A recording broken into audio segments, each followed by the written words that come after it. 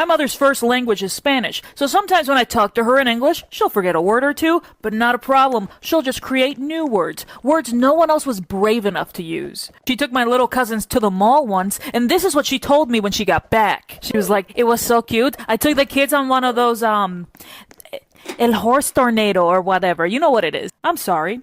El Horse Tornado? I'm gonna need you to elaborate. And she was like, you know what I'm talking about. You put that attitude down, you put it down. I was like, okay, putting it down. Sorry. She said, don't try me. I'll kick your ass. And I was like, you don't need to kick my ass. Just put me in a horse tornado. I'll be terrified. You think you're funny? Mom, how would you act if someone said that to you in Spanish? Tornado de caballos. That sounds horrifying. She was like, okay, that's pretty funny. Merry-go-round, by the way.